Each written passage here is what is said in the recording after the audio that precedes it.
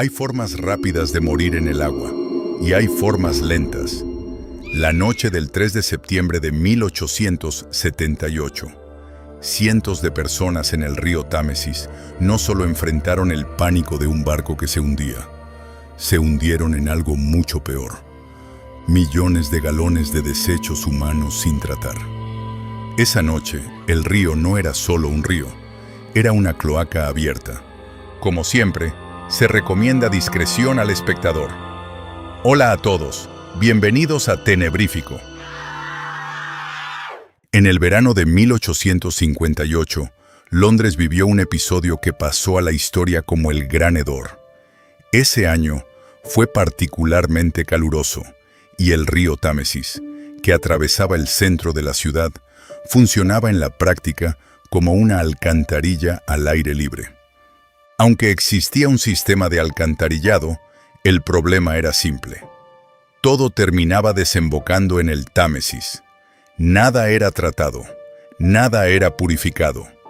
Para 1858, el sistema ya necesitaba una reforma urgente. En días de calor, los gases escapaban hacia la superficie. El olor se volvía insoportable. Michael Faraday, el científico, escribió que la feculencia se elevaba en nubes tan densas que podían verse en la superficie. Y ese verano, el calor fue constante. Esto ocurría antes de que la teoría de los gérmenes fuera aceptada. En ese momento, se creía que las enfermedades se propagaban por miasmas, es decir, por malos olores. Los brotes de cólera fueron atribuidos al hedor del río. Durante años se propusieron mejoras, pero el costo retrasó cualquier acción, hasta que el olor fue imposible de ignorar. Finalmente, se aprobó un plan para desviar los residuos hacia el este de Londres, lejos del centro y del oeste, donde vivía la nobleza. Los vientos predominantes soplaban de oeste a este. Si el flujo podía controlarse hacia el este, el mal olor afectaría principalmente esa zona. Se construyeron enormes estaciones de bombeo. Una de las más impresionantes fue la estación de Crossness. En su interior, gigantescas bombas trasladaban los residuos desde los túneles subterráneos hacia un enorme depósito. Luego, cuando la marea comenzaba a bajar, el contenido era liberado al río para que la corriente lo llevara hacia el mar. O al menos, esa era la intención. Con frecuencia, el desecho no se alejaba lo suficiente, y el volumen era enorme. El 3 de septiembre de 1878, la estación de Crossness liberó 31,7 millones de galones de desechos humanos sin tratar en el río Támesis. Ese mismo día, un hombre llamado William Alexander Law trabajaba como mayordomo en un vapor llamado Princess Alice. El barco medía 67 metros de largo, pesaba 432 toneladas y estaba autorizado a transportar hasta 936 pasajeros. A menudo navegaba con cifras cercanas a ese límite. William se encargaba de atender a los pasajeros. Sus turnos variaban porque el barco realizaba viajes desde la mañana hasta excursiones nocturnas conocidas como Moonlight Trips. Aquella jornada cubría la ruta desde Swan Pier, cerca del puente de Londres, hasta Sheerness, en la desembocadura del Támesis, y luego regresaba. En esa época, los boletos permitían a los pasajeros utilizar distintos vapores durante el día, subiendo y bajando en diferentes muelles. Eso hacía difícil saber cuántas personas exactas había a bordo. Además, el Támesis era mucho más transitado que hoy. Había menos puentes, por lo que el río funcionaba como una vía principal de transporte. Y los ferries no eran solo transporte, eran entretenimiento. Las personas vestían sus mejores abrigos y sombreros nuevos. Disfrutaban música en vivo mientras navegaban. Esa tarde, William trabajaba en uno de los salones interiores. Al principio había unas 15 personas, Pero a medida que el aire se volvía más frío, más pasajeros entraron buscando refugio. Entre ellos estaba la hija de 14 años de un reverendo. El reverendo había llevado a sus hijos a pasar el día afuera. Cuando el barco partió, la temperatura descendió y la joven bajó al interior para mantenerse caliente. También estaba a bordo un hombre llamado James, que había salido con su madre y sus tías. Henry viajaba con su esposa, con boletos de primera clase. Harry y su cuñado también estaban en el barco, regresando de Sheerness. Mientras el cuñado bajó al salón, Harry permaneció en cubierta, escuchando a la banda. Poco después de las 7 de la tarde, el sol ya se había puesto. La oscuridad comenzó a envolver el río. Henry observaba desde el salón superior cuando el barco empezó a rodear una curva. Para aprovechar aguas más tranquilas, el capitán había decidido navegar por el lado sur mientras avanzaban contra la marea vespertina. Fue entonces cuando Henry vio algo en la distancia. Un barco más grande. Parecía dirigirse hacia ellos. Era el Bywell Castle, un vapor de carga impulsado por hélice. Diseñado para cruzar el océano, era más grande que el Princess Alice y superaba su peso por más de 1000 toneladas. Ese día no estaba en ruta comercial. Había sido repintado en un dique seco y regresaba río abajo. Aunque su capitán era Thomas Harrison, el timón estaba en manos de un piloto experimentado del Támesis. Navegar ese río en la oscuridad requería conocimiento local. El Bywell Castle tenía un castillo de proa elevado que dificultaba la visibilidad frontal, por lo que un tripulante vigilaba desde arriba. Desde su posición, el piloto del Bywell Castle vio las luces rojas del Princess Alice a su derecha. Supuso que el ferry pasaría de largo. En el Princess Alice, entre las 7:20 y las 7:40, el capitán se encontraba en la parte frontal dando instrucciones al timonel. Y entonces ocurrió algo que hasta hoy sigue siendo motivo de debate. El capitán ordenó que el barco cruzara el río, directamente frente a la trayectoria del Bywell Castle. Algunos testigos dirían que la maniobra fue abrupta, otros que fue un error de cálculo. Lo cierto es que, segundos después de la orden, el capitán comenzó a gritar. Los pasajeros levantaron la vista. En la oscuridad, emergiendo desde el río, apareció la silueta alta del mástil del Bywell Castle. En el buque de carga, el piloto ordenó inmediatamente poner los motores en reversa y trató de virar. Al mismo tiempo, el capitán del Princess Alice intentó girar hacia el sur para evitar el impacto. No fue suficiente. Harry, que seguía en cubierta, vio cómo el Bywell Castle se abalanzaba sobre ellos. El choque fue directo. El casco del buque de carga se incrustó en el lateral del Princess Alice, cortándolo casi por la mitad. Desde ese instante, todo fue caos.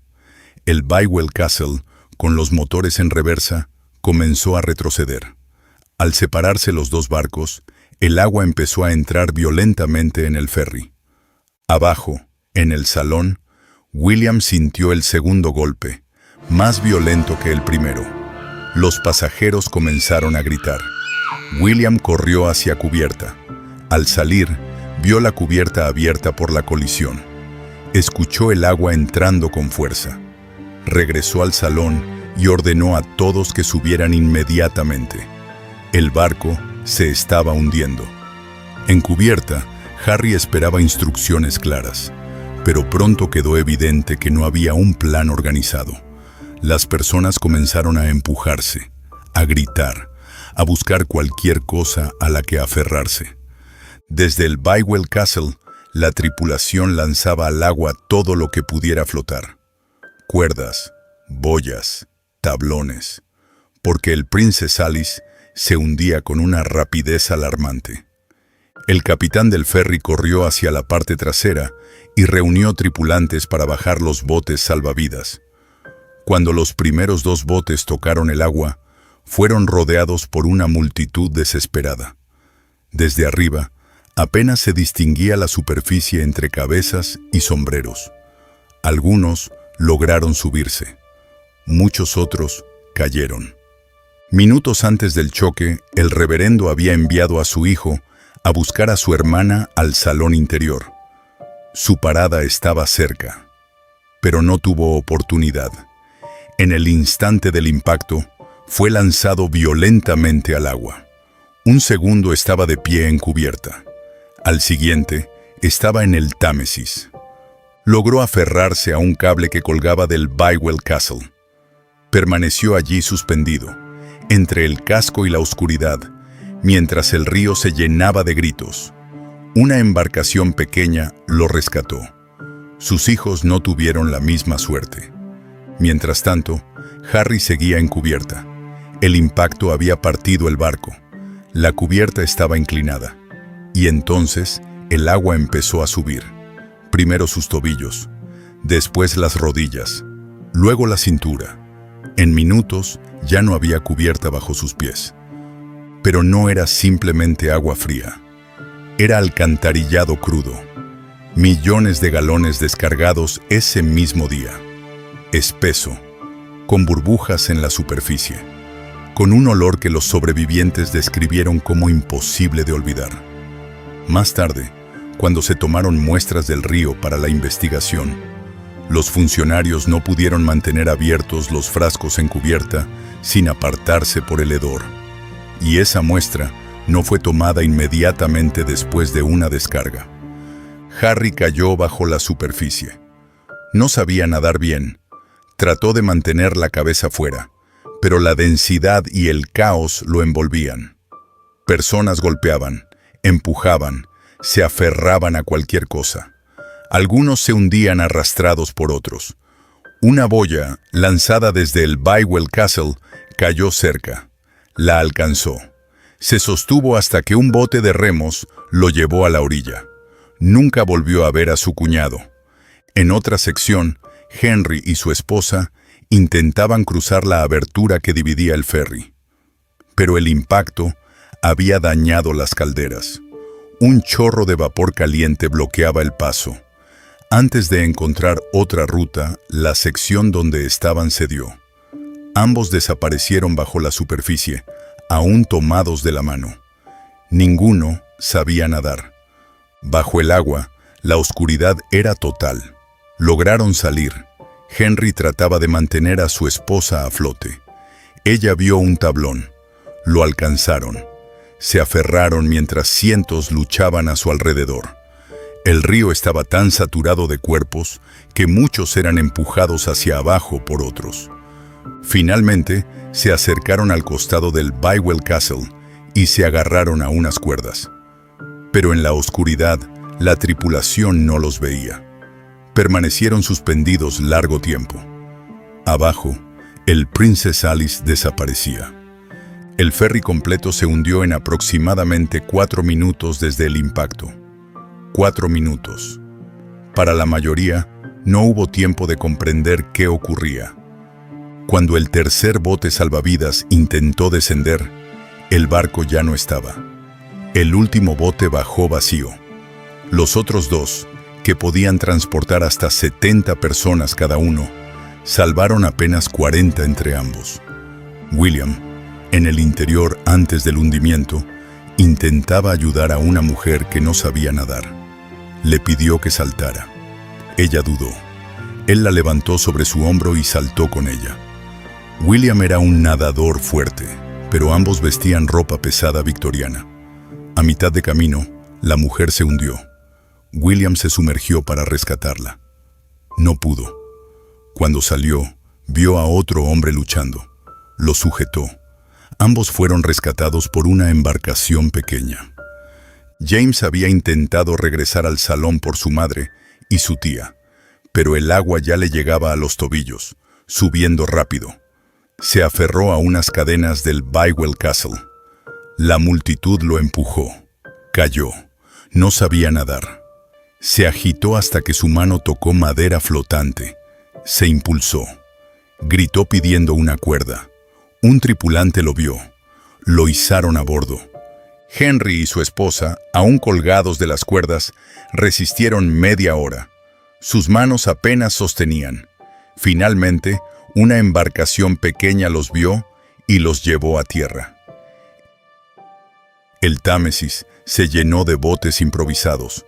Pescadores, remeros, trabajadores del río se lanzaron al agua para rescatar a quien pudieran. A veces tenían que empujar con los remos a los grupos desesperados para no volcar. La estrategia era simple: tomar a algunos y regresar rápido. Apenas un cuarto de milla detrás, otro vapor, el Duke of Teck, vio la colisión y giró para ayudar. Pero cuando llegó, el agua ya estaba llena de personas inmóviles.